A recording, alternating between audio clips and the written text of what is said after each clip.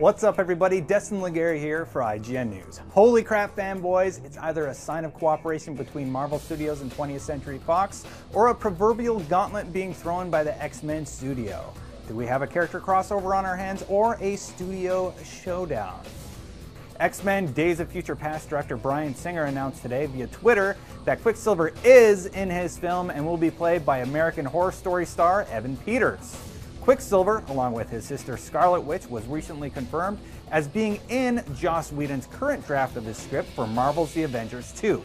But Quicksilver, aka Pietro Maximoff, is also the son of Magneto in the comics and a mutant, two elements Marvel/Disney couldn't use in Avengers 2, since those are part of Fox's overall X-Men rights deal.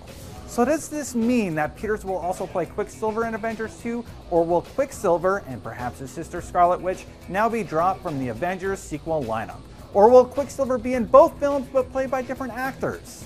It's this kind of anti-studio crossover that is said to have hurt the 2003 Daredevil movie, among other things, as Spider-Man studio Sony was unwilling to lend elements to Daredevil studio 20th Century Fox. In Daredevil, Joe Pantoliano played reporter Ben Ulrich, a character that appeared in both Spidey and Daredevil comic books. In the comics, he worked for the Daily Bugle, but due to licensing and Sony's claims over the Daily Bugle, he was rewritten for Daredevil to work for the New York Post.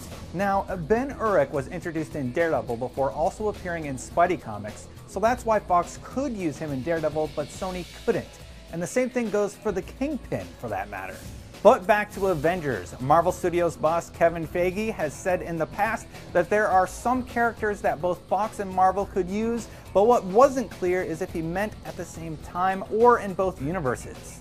This seems more like Fox holding to their X-Men characters rather than letting Marvel essentially use them. Did Feige and Marvel know that this was coming, or was today's revelation as much as a surprise to the Avengers 2 production as it was to fanboys? X-Men Days of Future Past is now filming. Avengers 2 doesn't start until next year. We shall see how this plays out, and we'll keep you updated as soon as more details emerge. Unless, you know, Scarlet Witch creates an alternate universe or something. And for all your comic book and movie news, keep it locked to IGN.